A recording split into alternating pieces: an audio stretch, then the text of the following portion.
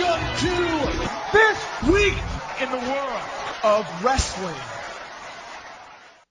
Welcome to TWitWoW, the best wrestling podcast made for wrestling fans, by wrestling fans, on the web today.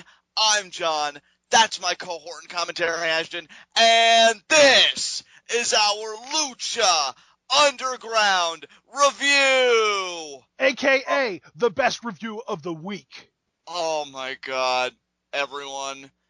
I am just convinced that that temple is the happiest place on earth. Yeah, guys, just to put things into perspective, I literally had to ask John to just reel it in a little bit before we recorded, because if I wouldn't have, he literally would have shattered anybody using earphones to listen to this as earbuds. I'm rocking back and forth right now from the excitement and the adrenaline I'm feeling. He is so up high from this. Yeah. It's like an adrenaline, sugar, just like euphoria. In case you couldn't have surmised from all the warnings we just gave, yeah, this is my favorite episode of Lucha Underground so far. Ever. And, yeah, you know what? It's not even because of the ending, which... No, it's because it was a perfect show. There were no flaws. We had amazing matches, developments that you and I both personally wanted in different areas, and the mythos gets expanded. Are you kidding me? As if Lucha Underground wasn't an anime enough already, now we have its own version of Dragon Balls. Oh my god, I don't even know how I'm going to contain myself right now. So let me just try by getting into our first segment, Heat of the Night. And if you're seriously going to ask me that question with any kind of sincerity, get checked. No, that's an appropriate laugh. Yeah, exactly. A lot of the time, I don't necessarily like it when you laugh during saying that, because a lot of people haven't heard of Heat of the Night before, but if there was ever an appropriate time to do it, that was it. Yeah, no qualms with this show, guys, whatsoever. No nitpicks, no Heats of the Night. I freaking loved this episode. Even a segment that I unfortunately missed, that Ashton filled me in on, I'm like, my god, Dario Cueto just continues to be a brilliant heel. We've got so much great stuff to talk about. This might have been the best non-pay-per-view show of the year. It just might have been, dude, with all the story progression we got and the developments. But you know what? For the sake of keeping Although, for what it's worth, it's definitely... I mean, to say that isn't as big of a compliment as it should be, because, like, the top 5 on that list, probably 4 of them are Lucha Underground episodes. Yeah, really, it's like it monopolizes the list. Well, because it doesn't have pay-per-views. If it had pay-per-views, I wouldn't need to specify non-pay-per-view show of the year, and it would just monopolize the best pay-per-view list instead. Yeah, exactly. So you know what, though?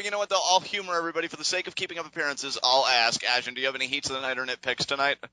The nitpickiest thing I can think of was that Sexy Star didn't sell enough. And then I get the idea of building strong female characters, but even Fenix was selling more than her. Yeah. I mean, even Pentagon Jr. was selling more than Sexy Star in that match tonight. Well, I think that needs to be understood. The art of selling shouldn't be equated with female performers with weakness. You can be really strong and sell your ass off. Yeah. So, I mean, if you sell really well and make it look like you got hit really hard, but you recover from that, you look even stronger. Exactly. But, I don't know. And like the one at one point, Brian, or I shouldn't call him Brian Cage, it's Cage. It's Brian Cage in PWG. Cage hit her with that ridiculous lariat of his. And first of all, they kind of had like a weird like miscommunication, because it kind of hit her in like the neck rather than going straight across the chest like it should. And she recovered within like 15 seconds. Yeah, not the best sell job at all. So I definitely understand. I mean, to use your word, it's like the pickiest of nits, but I'm glad you put that out there. Yeah, that's literally the only time that I kind of got taken out of the show tonight. Right. So with and by the way, I did want to say, speaking of Cage, I'm so happy because I listened to an interview that he did, or a podcast interview style thing that he did. I think he did it a while ago, or it might have been recent. I don't know. I don't remember, because I downloaded random episodes from this one podcast that had different Lucha Underground people on it. But he said a line that I've been saying for so long now, that Lucha Underground is more of a TV show about a wrestling program rather than a wrestling show that's on TV. And it just freaking works. It's so good. It's so freaking good. All right, let's get into the review, John. Yeah, let's get into review because we have so much to talk about. So, right on to our Lucha Underground review. And from what I recollect, Action, our first, big momentous thing here was a cinematic segment. Dario Cueto talking to Matanza about these medallions. About the new Dragon Balls. Yeah, about the new Dragon Balls. That's right. Cueto says, he's going to do right by their father and the family legacy. And they say whoever assembles these medallions together could become, more powerful than even the gods themselves. And maybe even as powerful as you. So apparently, Matanza is literally a god amongst men. Yeah, and oh my god, I just love the mythos of this freaking show. You know what though?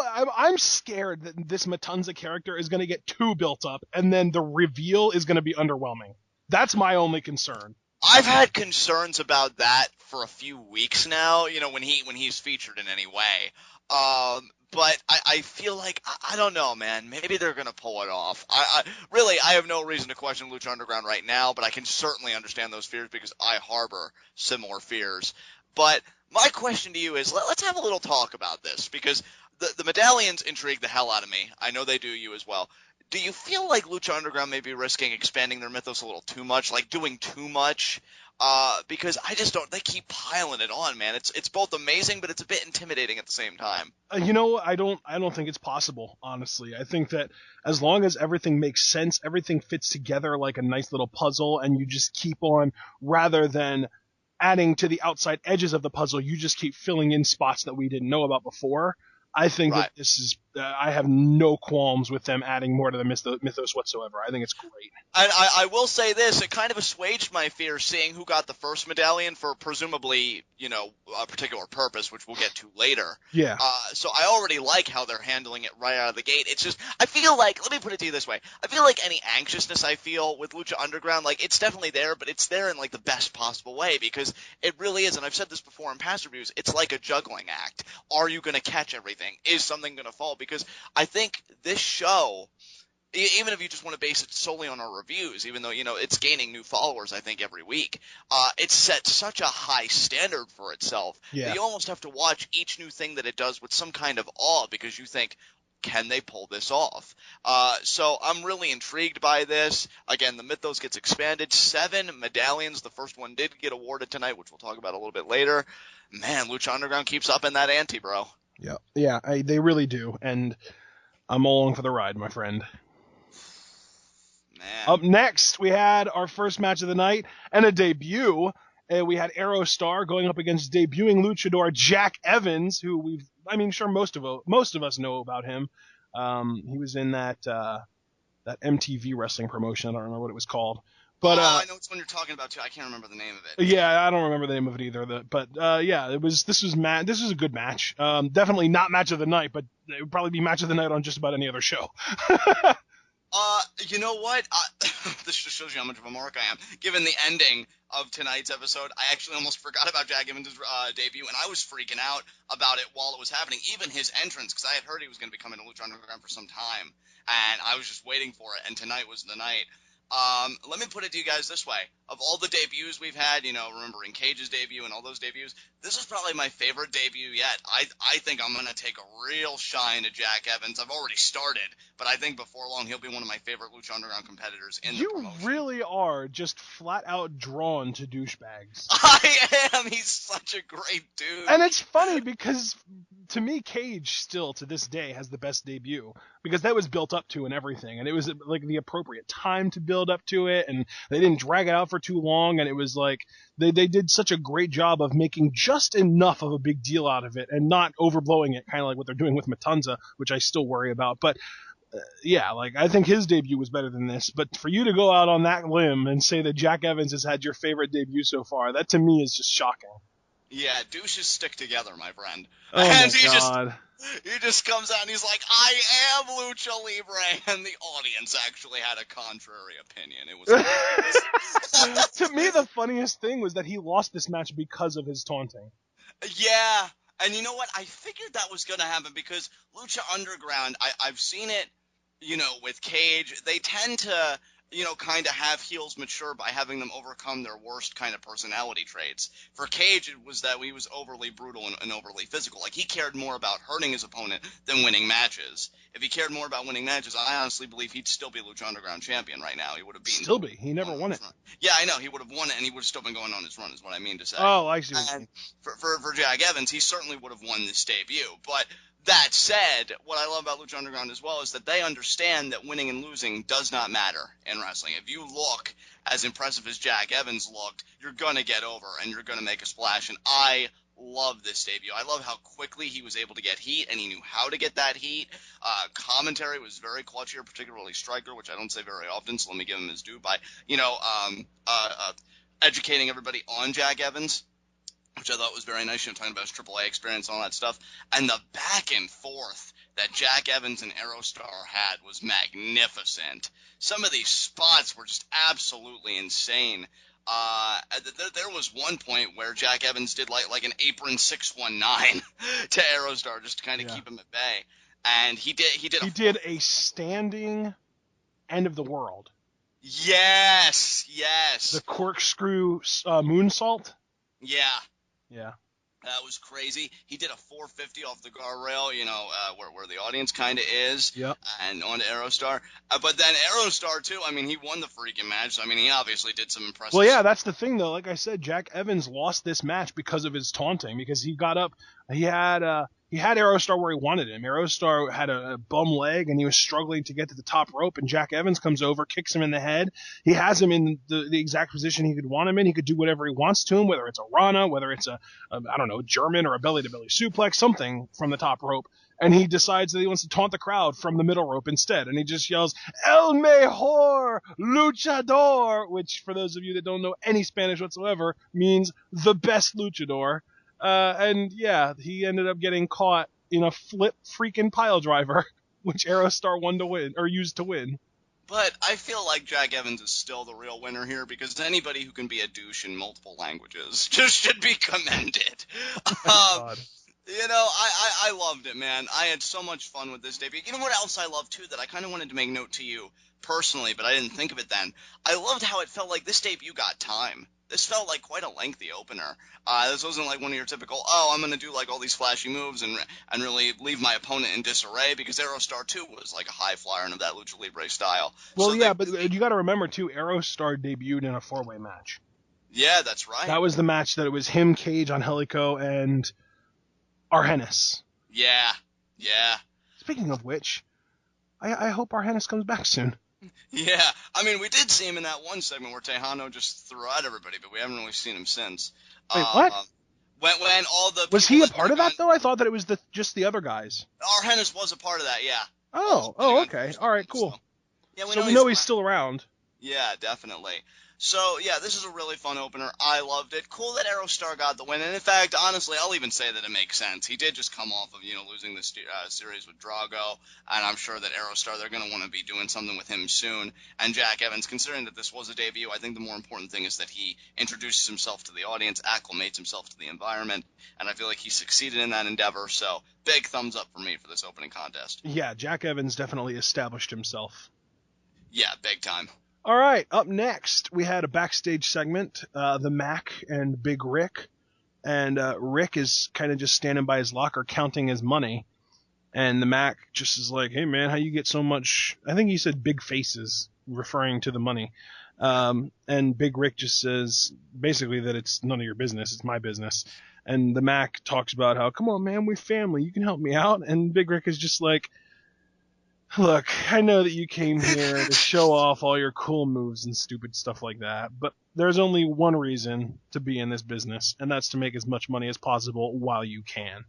And then the Mac just kind of like sighs, and then Big Ryck goes, for enough money, I would do anything to even a member of my family. And that's it. Like, just establishing that Big Ryck literally only cares about money. And the worst thing is, in the context of reality, Big Ryck is the smart one. Yeah, you know what? I was first of all, I love the little sigh you did before you did like Big Rick start the program, because I could just picture him sighing in his head like, when will they learn? But Yeah, pretty much.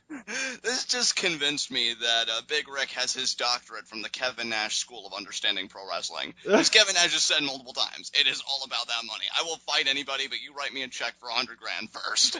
Yeah, well, that's the thing, though, dude. That's the thing, is that honestly, that is what all pro wrestlers probably are, and if they aren't, they should be. That's because this business will chew you up and spit you out if you let it.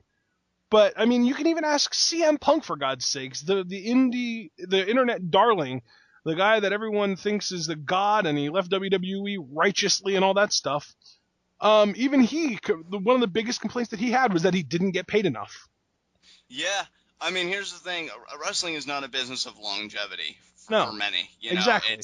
You got to get the money while you can. And yeah, in that context, certainly Big Rick shouldn't be viewed as heelish or whatever. But yeah, you can definitely see some dissension here in the family, slightly teasing it because, you know, Big Rick's I don't know about you, John, but I'm personally looking quite forward to the Mack versus Big Rick in a month or two.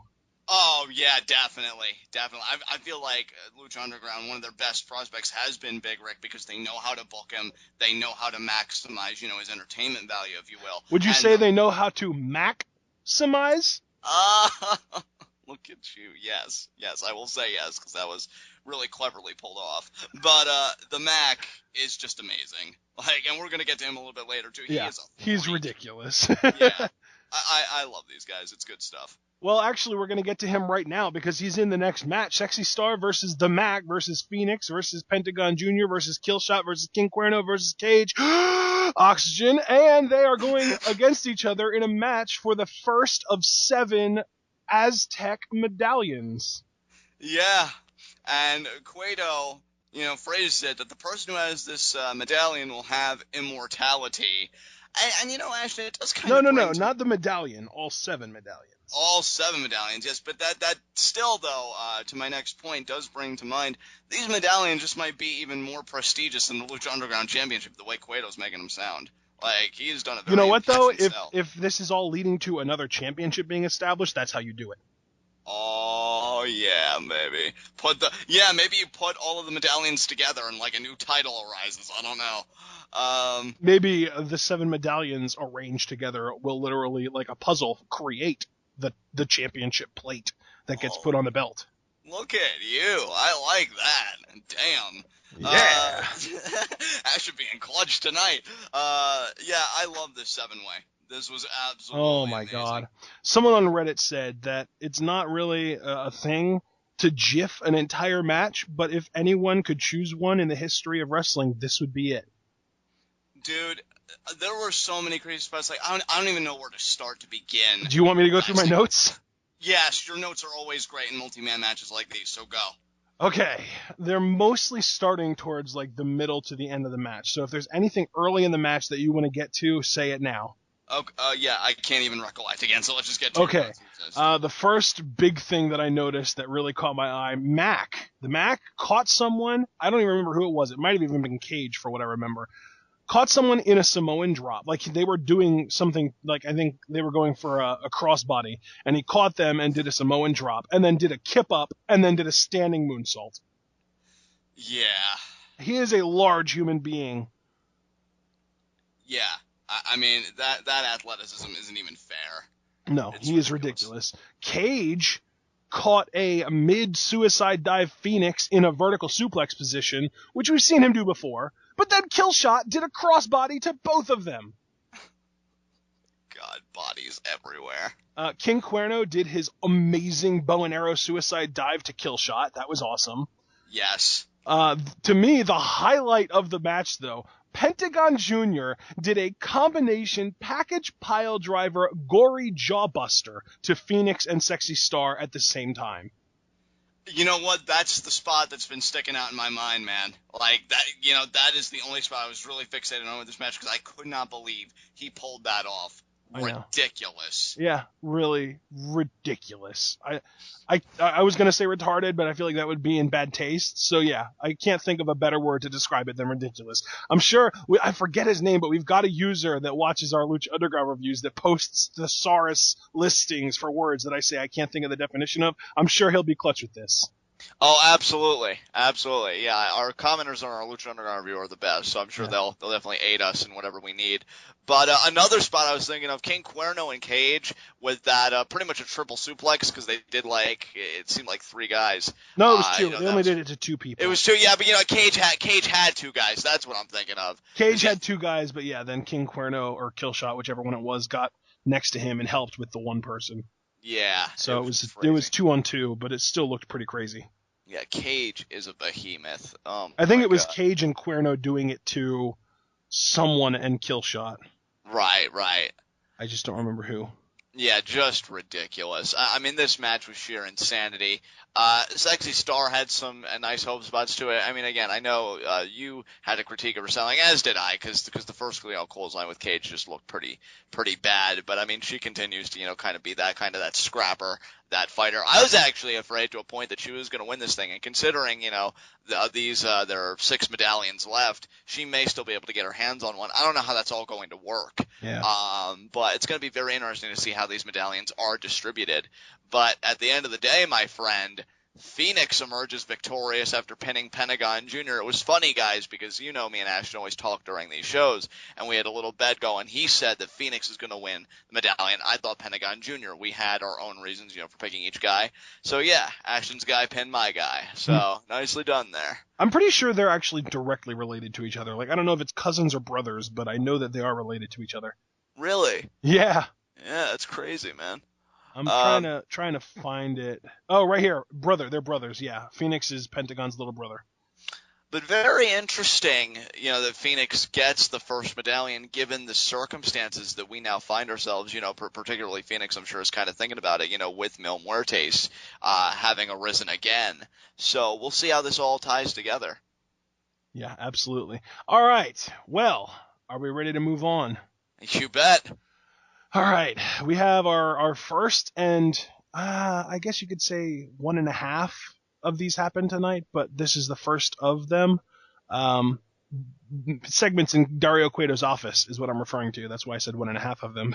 But we had Angelico, Ivelisse, and Son of Havoc in Dario Cueto's office, and Cueto tells them that because Angelico and Son of Havoc lost to Cortez and Mr. Cisco last week, that they need to defend their titles against the crew. And he set up a match for them next week, and Angelico and Son of Havoc are looking at each other like, what the hell, man? Ivelisse still has a broken leg. How are we going to... And Ivelisse just looks at them and she's like, guys, I don't need my legs to kick their asses. I can do that with my hands. And Cueto's just like, no, but you're going to need your legs to win this match because it's a freaking ladder match. And this is the segment that I missed, but when Ashton clued me in, all I could think to myself was, my God, Dario Cueto is one of the best heel authority figures, going right now. Ever. I mean, I know you were saying going today, but legitimately ever. I don't think there's even any competition. He is the best heel authority figure today. I think that he's up there forever. Yeah, absolutely. I mean, the ingenuity to exploit the injury of somebody who he doesn't even like, who he doesn't feel belongs in his promotion, in his temple, if you will, by explaining their injury by putting him in a ladder match. What a slime ball. I love it, man. He is so slimy. He is so good, man. Oh, God, I love it, dude. I love it. This is going to be a very exciting ladder match next week. And again, I have to commend, outside of the whole kayfabe sense, I have to commend Lucha Underground again for turning a negative into a huge positive, because it sucks whenever anybody gets injured. And Ivelisse especially, she's amazing. We love her, baddest bitch in the building. But they take this and they use it as kind of like a story device, because now this team that doesn't even like each other to begin with are in dire straits given this match type. And I love Lucha Underground so much to make this work. Oh, it's amazing. It really is. All right. Now, we get to what was probably my personal favorite part of the night. I asked for this specifically last week, and I got it this week. It's amazing how amazing. Just, I can't, God, I'm doing it again. I can't think of a word better to describe this than just amazing, but just so good. Catrina actually explains why she did what she did to Fenix. She tells him that that he was basically a pawn, that Mil Muertes needed his power of 1,000 lives to grow even stronger, and that he was a pawn for death. And right as he goes to grab her, she disappears, and I don't know if it was an illusion or if they were kind of like how she disappeared, they can appear and reappear too, but 3 like creepy, it looked almost like 3 copies of Mil Muertes showed up at the top of Fenix's freaking locker and jumped down on him, but right as they would have made contact with him, they disappeared too. You know what I love? Everything about this promotion? Yes, that is definitely a worthwhile and acceptable answer. But what I was going to say in particular is that, for quite some time now, you and I, on our Raw reviews, have a segment called Raw Request, where we make a request of what we would like the Raw brand to do in the weeks going forward. Yeah. Very rarely, and we give this a formal segment, but very rarely are those requests adhered to. Yeah. The first time you make a particular request of Lucha Underground, like, hey guys, I love what you're doing, but I would love if Catrina could just explain herself because it's pretty confusing, the week after they do it. Yeah. That is ridiculous. One week later, one episode later, and it's happening. It happened. It's everything that I was confused about last week cleared up. I'm not confused about it anymore. Plot hole filled. Yeah, I was even going to ask you if you were just totally satisfied with that explanation. You don't want anything else from them. So now we could just go forward and really enjoy all the insanity that's bound to ensue. Yeah. That's great. Yeah. That's absolutely wonderful. Yep. I love this because I actually did see this. I love that Catrina, we had our and hell, you know what? This just kind of proves to me too that Vampiro really is, I guess, kind of, I don't really necessarily want to say the narrator. I don't know if that's the best term, but he was telling the audience, like, hey, I don't trust her. I think there's an ulterior motive here. It seems like... Which, to me, says even more about Conan. Yeah, you know what? Yeah, that's a great point, dude. But I think ultimately what I've learned from this, I don't necessarily want to say that Vampiro may be the conscience of Lucha Underground, but it makes me take his words more seriously. That's a good point, yeah. Yeah, it really does. So it's kind of like what Sting was to WCW. Exactly. So even if he seems like a bad guy, the person that he's going against is the real bad guy, and you just need to understand his motives first. Exactly. Yeah. So this is great. I can't wait to see the reemergence, in ring of Mil Muertes. He is probably going to be terrifying now. I love how we're waiting on the terror of Matanza, but I mean I'm glad we could just appreciate the terror that's happening right now in Mil Muertes. And the great thing is, I feel like the whole thing is building up, and we're gonna see Matanza versus Mil Muertes sometime in the next few years. Oh my god. I feel like that is the ultimate, oh my god, give me I will give you all of my money if you let me see that kind of match. Yeah, I know there's like a Futurama kind of gif that goes around where Fry's like, shut up and take my money. Well, yeah, do it. Just do it. Yeah. Not this year though. I think not this season. I think next season, season 2. Hey man, anything can happen, but I do agree with your timetable. That definitely seems maybe even season 3. I don't know. I just hope Lucha Underground gets every season ever. Me too, buddy. Me too. All right, guys. We're getting into the main event. Oh, God. That is the squee of a man who witnessed something that he's been asking for nearly, I don't know, 8 years, 7? It's been a long time. A long time. Yeah. We have Alberto El Patron versus Hernandez for the #1 contendership for the Lucha Underground Championship. But it didn't really last very long. No, it didn't. Why is that, John? Do you really want to unleash this right now? Okay, let's. Is there anything that we actually have to say about the match itself before the thing that you want to scream about happened? No, I don't think so. Johnny Mundo finally turned heel. Yes, yes. Oh my God, Lucha Underground! It's like you kissed me with a mouthful of scotch, you lovable bastards, the whole lot of you. And do you know what the craziest, best part is? What's that? I don't think you even made this connection. I think I might make you cry with this, though, John. You know how everyone has been saying that if you go back to the Morrison and Miz tag team, oh, Morrison was clearly the Jannetty, he's not even in the company anymore. John Morrison threw Alberto Del Rio through a window. I know, dude. I was actually going to try and make a Jannetty comparison between Mundo and Patron because of that. So I'm so glad you called. So yeah, out. Johnny Yeah. Mundo did what Shawn Michaels did to break up with Marty Jannetty. Oh, because it's his world, baby. Yes. Yes. Oh, and by the way, I apologize. I called him Alberto Del Rio in the heat of the moment. It's Alberto El Patron. I need to get used to it. It's Alberto El Jobber after tonight. Suck Oh! ass, bitch. I don't care about pronunciations right now. Finally, freaking finally, I got my heel turn, and the best part is Cueto loved it. I mean, sure, he may be out a couple, $100 for that window, but he doesn't care because just a couple hundred. I'm sure those windows weren't too expensive. I mean, he's corrupted another one, which means now finally we'll stop being looked over, and Mundo can finally get his Lucha Underground World Championship match. Oh, the opportunities that have opened. Oh, I have been asking for this for so long from WWE, and of course, it's the greatest place on the planet that gives it to me. Thank you. Whoever you are, thank you. So happy right now. Oh. So how was your week? I don't know. How was your day? Oh my God. You know what? In all seriousness, I love it. I love it. You know what? I figured one of these guys, when they finally had their matchup, was going to turn heel because this, and you know what? I should have actually known, to be fair, that it was going to be Mundo because it was really Patron. How brilliant is it though, John, that we had this amazing best of 5 series between two of the company's hottest faces. Neither one of them turned heel. And now one grudge match between two guys that used to work in the same company, and one of them turns heel. It's like they were waving their hand, and then they punched us with their opposite hand.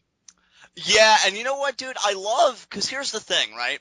Even though I personally, as a big-time and long-time Mundo fan, have wanted this heel turn, it cannot be denied that in Lucha Underground specifically, because, we want to focus on the present, obviously, he was really over as a babyface. It's not to say in any means that this project, so to speak, was a failure.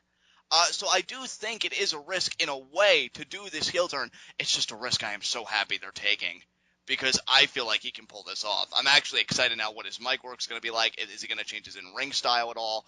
It does open up a whole new world for us Mundo fans that, like me, may have been waiting for this heel turn. And just to do it off of one grudge match, you're right, because it was such a back-and-forth matchup, and he got caught with that one move, and that was enough. But that's not just it, though, because Patron did all the teasing and everything, and that had to eat at Mundo. Just think, man, what if he's right? And then something just snaps within him. And then throwing him through the window. My God, I would have been content with just him, beating him with a steel chair, taking him all over the place. But just that one, because I think, they expected their audience to be intelligent enough to make the connection that you and I made with the whole Jannetty thing. Just perfect. When you can have a beatdown that has poetry behind it, I'm done. Best episode ever. And the best thing is, it wasn't even that long of a beatdown. Yes. It's not like these long, dragged-out beatdowns like what we've gotten from Sheamus since he's been back in WWE. And what I love, too, is that this aids Hernandez as well, even though I really... Yeah, because Hernandez did end up getting the pin on El Patron. Yeah, he was busted open from the window, and then Mundo, who I thought was just going to continue the beatdown, he rolls him back in, and he watched as he got pinned. I loved everything about this. Oh, my God. And, yeah, Hernandez, this guy, this powerhouse that could take care of his own business, has just easily glided along now to Prince Puma and the Lucha That's so Underground true, too. Yeah, he really has, hasn't he? Like, freaking Cueto is just like, oh, well, we're gonna have to really test Hernandez to see if he really deserves to be the #1 contender. Mundo's just like, yeah, you're gonna test him with me. Wait, so El Patron beat me? Sorry, buddy, but Hernandez isn't getting that much of a test. He just kind of looked at Hernandez and he said, Fernandez, this isn't about you. It's about me. And it's Hernandez, by the way.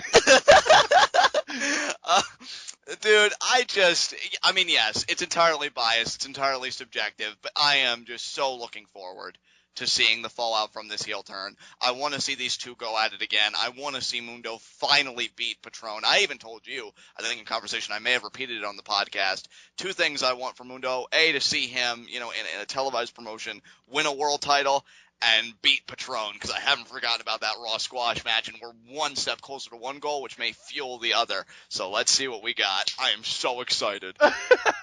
Oh, man. Oh, my God. Dude, when was the last time we saw heel Johnny Mundo? Dude, it was 2007, I think. 2007. So it has been 8 years. That was the first thing I said, 8 years. Yeah, 2007, all the way up to whenever the dirt sheet kind of split up, but even then they kind of got babyface. Yeah, but he was never on WWE's main roster as a solo competitor as a heel. Yeah. He was on ECW the whole time he was a heel. Well, other than his time with Eminem. Almost, yeah, 8 years. Holy shit. So finally. And not only are we getting to see heel Johnny Mundo for the first time in 8 years, but how many acting classes and how much better in the ring and how much better at everything has he gotten since then?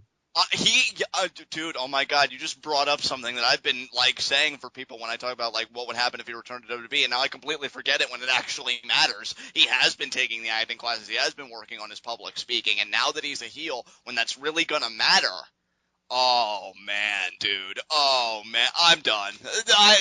Christmas, forget it. My birthday, forget it. I'm done. I've just been given the greatest gift ever. Oh my God, Lucha Underground, I love you. I do. I know, yeah. Oh man. All right. Well, I think I'm finally coming down, a little bit. I don't think so. Yeah, I don't think so either. I could say a lot of things, but I'm trying to keep it appropriate. So anyway, let's move on to our next segment, high spots and low shots. You know what, Ashton, my low shot's going to be incredibly straightforward. I'm going to say my low shot is Pentagon Jr. Oh, wow. Yeah, there were so many points in this match where I really thought he was going to get the win. You think he's letting down his master by getting pinned? He has been on a bit of a downward spiral lately, it seems. And it's not even just the fact that you lose. I mean, I think the master would be more forgiving if he lost, maybe just one-on-one matches, whatever. But matches with stakes, like sacrificing Sexy Star, because they talk about in Mythos how sacrificing a female is pretty significant. And now this medallion, which could give more power to whoever Pentagon Jr. is serving, he's been letting him down lately. And we didn't even get a reference to the master tonight, which is interesting. No promo or anything from Pentagon Jr., but you have to imagine that's going to come home to roost eventually. Yeah, pretty bad night for Pentagon when you consider the extraneous circumstances. You know who had an even worse night, John? Who's that? Alberto El Patron. I know. It was amazing. Not only did he get put through a freaking window, a coward, he was trying to run away, but he lost the #1 contendership match that he had to earn by beating Johnny Mundo last week. First of all, I freaking love you for the victim blaming you just pulled off. It's a Bobby Heenan line from when Shawn Michaels turned on Jannetty. Oh, no, see, I was not aware of that. See, yeah, now, he was like, oh, what a coward. He was trying to escape through the window. Oh, man. Bobby the Brain.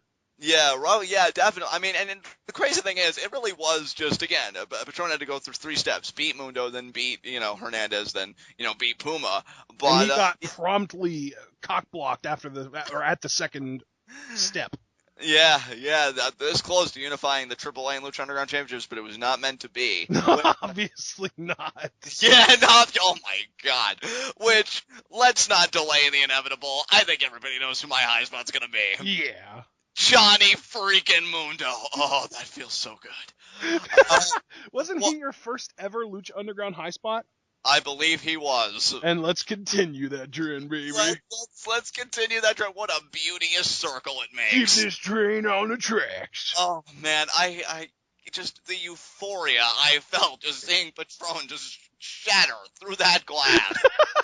I will admit that I have said some pretty reprehensible things on the history of TWitWoW. And you're about to say something else like that. Yeah, I mean, I laughed at Zack Ryder when he was wheelchair bound and he was thrown off a stage. I laughed. That was one of your favorite moments in Raw history. Yeah, absolutely. I mean, I've laughed at people's personal shortcomings, so I know that I am certainly a heel, but just seeing Patron in that amount of agony and just stewing in his own failure, oh my God, it was like a connoisseur with a wine. Just tasting it on my palate was fantastic.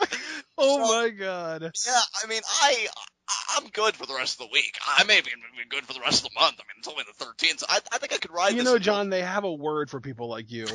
What's that? Sadist. Yeah. I mean, and then honestly, I probably would have calmed down, but then seeing Patron bleed. Oh my God. I felt so squared, after that squash match of 30 seconds where you just treated us like, some kind of commoner jobber. I mean, just seeing us spill your blood there, I'm good. That honestly should be my Christmas card, is Patron going through the window and just happy holidays and just big obnoxious tags. Just, just so good. Just so good. But, ladies and gentlemen, welcome to the world, John, who we now know is an out sadist. Yeah, I mean, I'm not going to make any bones about it after that. That was a work of art. This is a different kind of closet than I expected. Yeah. But, I mean, let's get to the level-headed, intelligent commentary here by asking you what your high spot is. Well, I'm glad that we came around to this, because I actually wanted to say, if all 7 Dragon Balls, Aztec medallions get gathered, do we get Drago back? Maybe. Is that how they summon the dragon?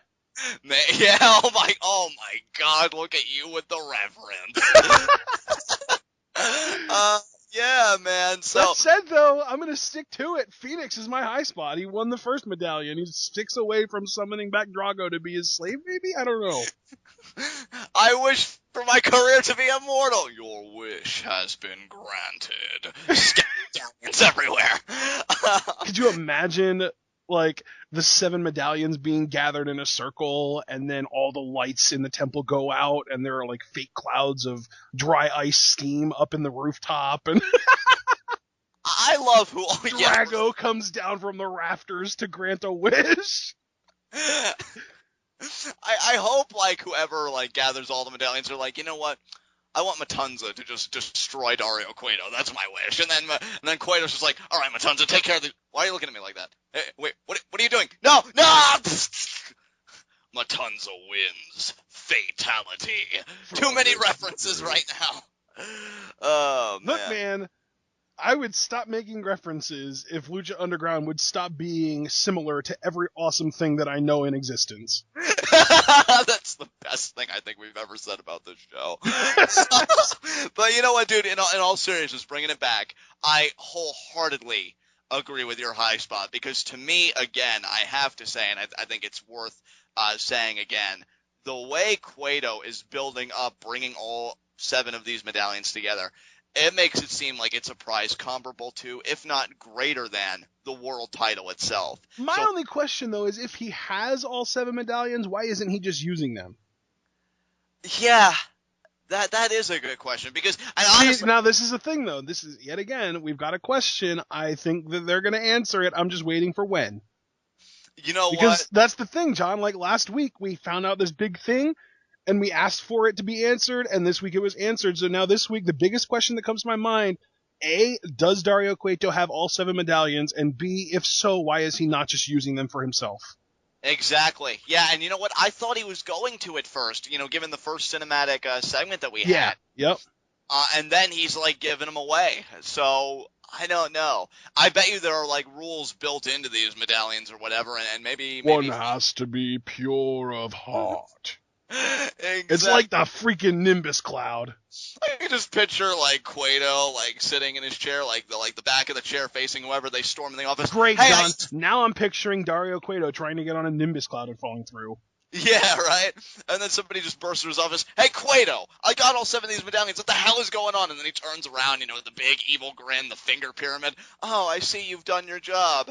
Thank you. Now you can be disposed of. And then Cueto just unveils this evil plan for those 7 medallions. But the crazy thing is, like, we say this while we're laughing and whatnot. But, it's like you said, and it's like you said, Cage said in a recent interview, this is a television show about a wrestling promotion. Yeah. And given that it's a television show and it's not actively just trying to be a wrestling promotion, it has this whole grand narrative going, anything is possible. I mean, we've seen references to gods. We have no idea what the hell Matanza even is. Angela Fong, Azteca, all these different characters and things coming together. It's just beyond compelling. I look forward to this show every week. In fact, I love NXT to death, but I gotta say it, for me, it really has become the show every week that I look forward to. And just absolutely wonderful again this week. You got the explanation you wanted, which how rare is it that a wrestling promotion actually explains itself when a fan really wants an explanation? And for me, after an 8-year drought, Mundo's come home to the heel turn, baby. What a fantastic episode. Is there anything else you want to say to close? No, just end it. This was amazing. Oh my god, guys, with that said, this has been Lucha Underground. This has been TWitWoW, the best wrestling podcast made for wrestling fans, by wrestling fans, on the web today. I'm John. That's my cohort and commentary, Ashton. Guys, be sure to comment and subscribe on YouTube. What was your favorite moment from Lucha Underground this week? What do you think the consequence is of bringing all 7 medallions together? Were you as hyped as I was about the Mundo heel turn? I can answer that one for you. Actually, not possible. But still, I mean, do you think it's as promising as I believe it to be? So just talk to us about all things Lucha Underground there. Take the conversation over to Tweetov, an amazing pro wrestling group on Facebook. You can congregate with many passionate wrestling fans. If you just want to keep the conversation to the two of us, Ashton has created a TWitWoW subreddit for that purpose. And we will see you again for our NXT review, where Sami Zayn has promised to call out Kevin Owens to answer one question: why? And until then, tune in and peace out.